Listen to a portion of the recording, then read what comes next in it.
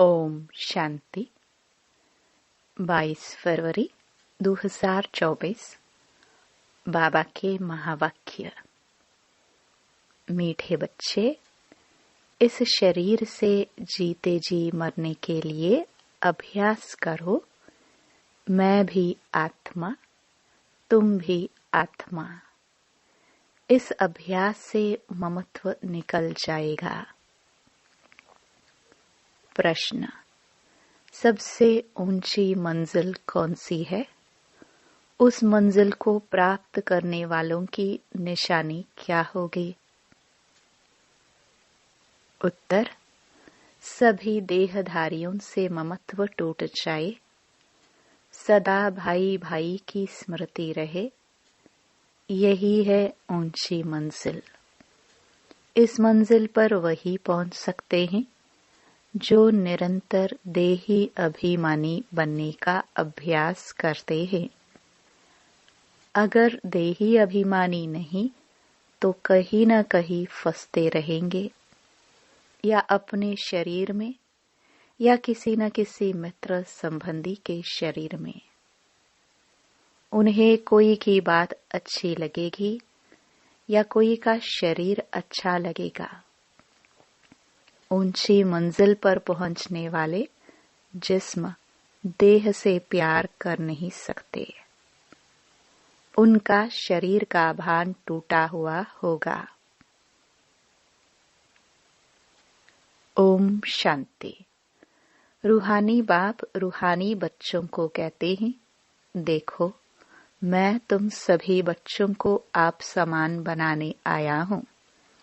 अब बाप आप समान बनाने कैसे आएंगे? वह है निराकार। कहते हैं मैं निराकार हूं। तुम बच्चों को आप समान अर्थात निराकारी बनाने, जीते जी मरना सिखलाने आया हूं। बाप अपने को भी आत्मा समझते हैं ना? इस शरीर का भान नहीं है। शरीर में रहते हुए भी शरीर का भान नहीं है। यह शरीर उनका तो नहीं है ना? तुम बच्चे भी इस शरीर का भान निकाल दो। तुम आत्माओं को ही मेरे साथ चलना है। यह शरीर जैसे मैंने लोन लिया है, वैसे आत्माएं भी लोन लेती हैं पाठ बजाने लिए। तुम जन्म जन्मांतर शरीर लेते आए हो। अब जैसे मैं जीते जी इस शरीर में हूं, परंतु हूं तो न्यारा अर्थात मरा हुआ। मरना शरीर छोड़ने को कहा जाता है। तुमको भी जीते जी इस शरीर से मरना है। मैं भी आत्मा, तुम भी आत्मा। तुमको भी मेरे साथ चलना है या यहाँ ही बैठना है? तुम्हारा इस शरीर में जन्म जन्मांतर का मोह है। जैसे मैं अशरीरी हूं, तुम भी जीते जी अपने को अशरीरी समझो। हमको अब बाबा के साथ जाना है। जैसे बाबा का यह पुराना शरीर है, तुम आत्माओं का भी यह पुराना शरीर है। पुरानी जुत्ती को छोड़ना है। जैसे मेरा इसमें ममत्व नहीं है, तुम भी इस पुरानी जूती से ममत्व निकालो। तुमको ममत्व रखने की आदत पड़ी हुई है। हमको आदत नहीं है। मैं जीते जी मरा हुआ हूं। तुमको भी जीते जी मरना है। मेरे साथ चलना है, तो अब यह प्रैक्टिस करो। शरीर का कितना भान रहता है, बात मत पूछो। शरीर रोगी हो जाता है तो भी आत्मा उसको छोड़ती नहीं है। इससे ममत्व निकालना पड़े। हमको तो बाबा के साथ जाना जरूर है। अपने को शरीर से न्यारा समझना है। इसको ही जीते जी मरना कहा जाता है। अपना घर ही याद रहता है। तुम जन्म जन्मांतर से इस शरीर में रहते आए हो। इसलिए तुमको मेहनत करनी पड़ती है, जीते जी मरना पड़ता है। मैं तो इसमें आता ही टेम्पररी हूँ, तो मरकर चलने से अर्थात अपने को आत्मा समझकर चलने से कोई भी देहधारी में ममत्व नहीं रहेगा। अक्सर करके किसी न किसी का किसी में मोह हो जाता है, बस उनको देखने बिगर रह नहीं सकते। यह देहधारी की याद एकदम उड़ा देनी चाहिए, क्योंकि बहुत बड़ी मंजिल है। खाते पीते जैसे कि इस शरीर में हो ही नहीं। यह अवस्था पक्की करनी है, तब अष्ट रत्नों की माला में आ सकते हैं।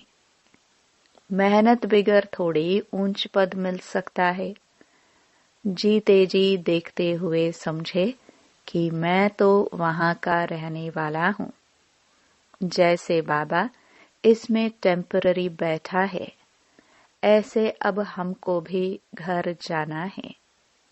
जैसे बाबा का ममत्व नहीं है, वैसे हमको भी इसमें ममत्व नहीं रखना है।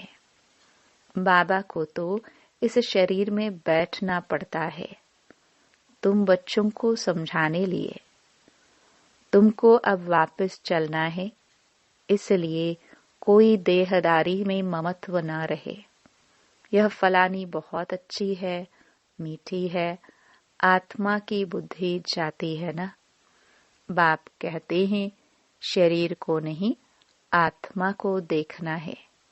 शरीर को देखने से तुम फंस मरेंगे।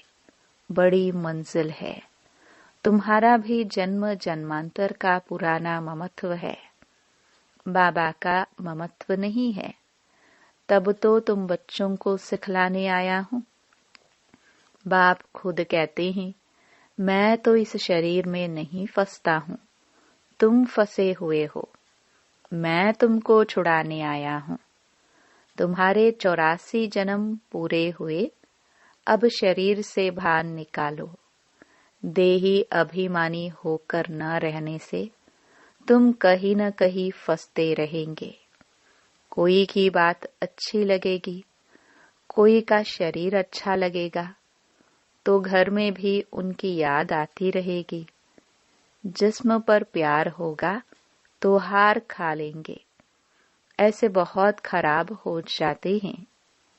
बाप कहते हैं, स्त्री पुरुष का संबंध छोड़ अपने को आत्मा समझो। यह भी आत्मा, हम भी आत्मा। आत्मा समझते समझते शरीर का भान निकलता जाएगा। बाप की याद से ही विक्रम भी विनाश होंगे।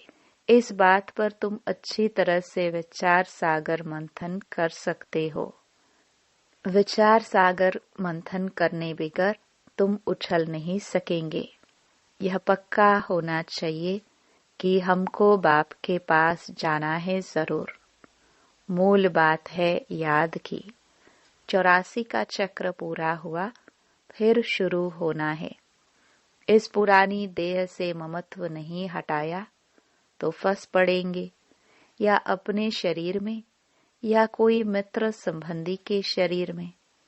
तुमको तो किससे भी दिल नहीं लगानी है। अपने को आत्मा समझ बाप को याद करना है। हम आत्मा भी निराकार, बाप भी निराकार।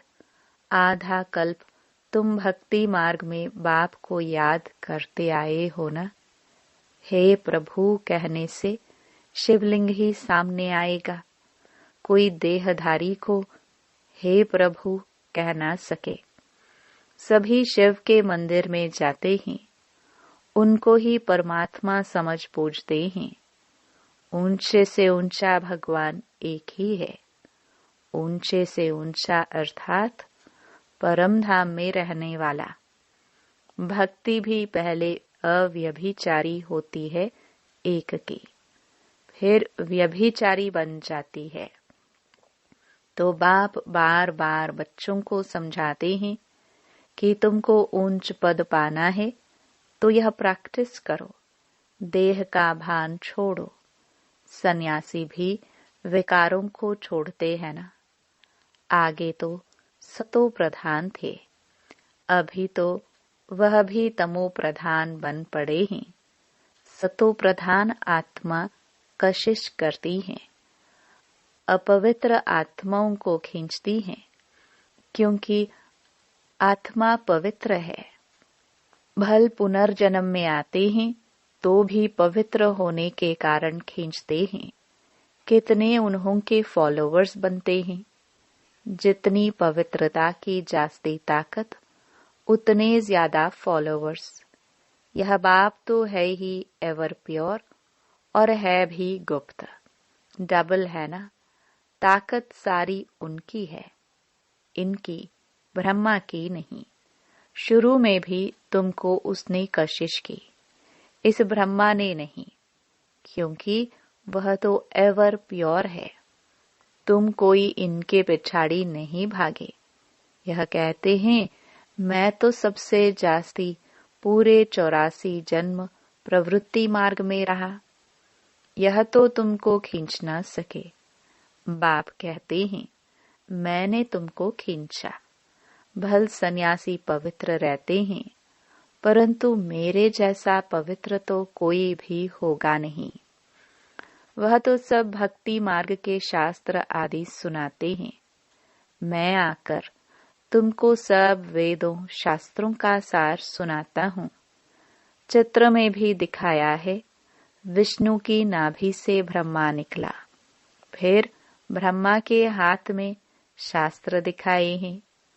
अब विष्णु तो ब्रह्मा द्वारा शास्त्रों का सार सुनाते नहीं हैं, वो तो विष्णु को भी भगवान समझ लेते हैं।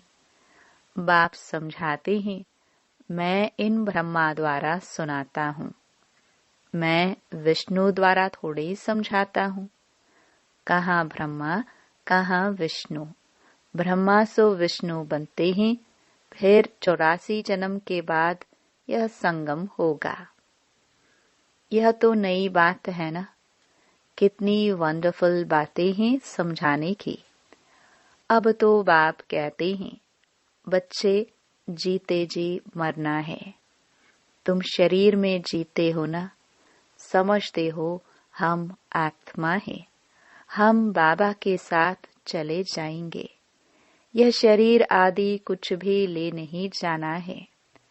अब बाबा आया है, कुछ तो नई दुनिया में ट्रांसफर कर दे। मनुष्य दान पुण्य करते हैं दूसरे जन्म में पाने के लिए। तुमको भी नई दुनिया में मिलना है। यह भी करेंगे वही जिन्होंने कल्प पहले किया होगा। कम जास्ती कुछ भी होगा नहीं। तुम साक्षी होकर देखते रहेंगे, कुछ कहने की भी दरकार नहीं रहती। फिर भी बाप समझाते हैं जो कुछ करते हैं तो उसका भी अहंकार नहीं आना चाहिए। हम आत्मा यह शरीर छोड़कर जाएंगे, वहां नई दुनिया में जाकर नया शरीर लेंगे। गाया भी जाता है राम गयो रावण गयो। रावण का परिवार कितना बड़ा है, तुम तो मुट्ठी भर हो। यह सारा रावण संप्रदाय है, तुम्हारा राम संप्रदाय कितना थोड़ा होगा, 9 लाख। तुम धरती के सितारे हो ना, माँ बाप और तुम बच्चे। तो बाप बार बार बच्चों को समझाते हैं कि मर्जीवा बनने की कोशिश करो। अगर किसको देखकर बुद्धि में आता है यह बहुत अच्छी है, बहुत मीठा समझाती है, यह भी माया का वार होता है। माया ललचा देती है, उनकी तकदीर में नहीं है तो माया सामने आ जाती है। कितना भी समझाओ तो गुस्सा लगेगा। यह नहीं समझते हैं कि यह देह अभिमान ही काम करा रहा है। अगर ज्यादा समझाते हैं तो टूट पड़ते हैं, इसलिए प्यार से चलाना पड़ता है। किससे दिल लग जाता है तो बात मत पूछो, पागल हो जाते हैं। माया एकदम बेसमझ बना देती है। इसलिए बाप कहते हैं, कभी कोई के नाम रूप में नहीं फंसना। मैं आत्मा हूँ और एक बाप जो विदेही है उनसे ही प्यार रखना है। यही मेहनत है। कोई भी देह में ममत्व न हो। ऐसे नहीं घर में बैठे भी वह ज्ञान देने वाली याद आती रहे, बड़ी मीठी है, बहुत अच्छा समझाती है। अरे मीठा तो ज्ञान है, मीठी आत्मा है, शरीर थोड़े ही मीठा है। बात करने वाली भी आत्मा है, कभी भी शरीर पर आशिक नहीं होना है। आजकल तो भक्ति मार्ग बहुत है। आनंदमयी माँ को भी माँ माँ करते याद करते रहते हैं। अच्छा, बाप कहाँ है? वर्षा बाप से मिलना है या माँ से? माँ को भी पैसे कहाँ से मिलेगा? सिर्फ माँ माँ कहने से जरा भी पाप नहीं कटेंगे।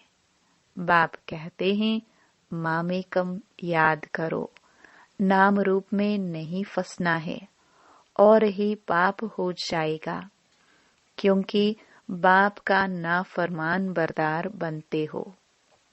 बहुत बच्चे भूले हुए हैं। बाप समझाते हैं, मैं तुम बच्चों को लेने आया हूँ, सो जरूर ले जाऊंगा, इसलिए मेरे को याद करो। एक मुझे याद करने से ही तुम्हारे पाप कटेंगे। भक्ति मार्ग में बहुतों को याद करते आए हो, परंतु बाप बगैर कोई काम कैसे होगा? बाप थोड़ी कहते हैं माँ को याद करो। बाप तो कहते हैं मुझे याद करो, पतित पावन मैं हूँ। बाप के डायरेक्शन पर चलो। तुम भी बाप के डायरेक्शन पर औरों को समझाते रहो। तुम थोड़े ही पतित पावन ठहरे, याद एक को ही करना है। हमारा तो एक बाप, दूसरा न कोई। बाबा, हम आप पर ही वारी जाएंगे। वारी जाना तो शिव बाबा पर ही है और सबकी याद छूट जानी चाहिए। भक्ति मार्ग में तो बहुतों को याद करते रहते हैं। यहाँ तो एक शिव बाबा, दूसरा न कोई।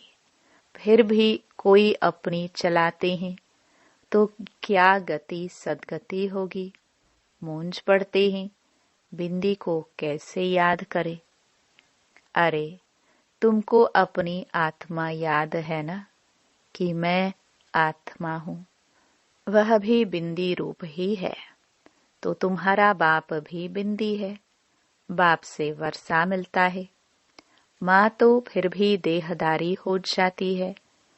तुमको विदेही से ही वर्षा मिलना है, इसलिए और सब बातें छोड़ एक से बुद्धि योग लगाना है। अच्छा, मीठे मीठे सिखिलदे बच्चों प्रति मात पिता बाप दादा का याद प्यार और गुड मॉर्निंग। रूहानी बाप की रूहानी बच्चों को नमस्ते। धारणा के लिए मुख्य सार। पहला, शरीर का भान खत्म करने के लिए चलते फिरते अभ्यास करना है, जैसे कि इस शरीर से मरे हुए हैं, न्यारे है। शरीर में है ही नहीं, बिगर शरीर आत्मा को देखो। दूसरा, कभी भी किसी के शरीर पर तुम्हें आशिक नहीं होना है।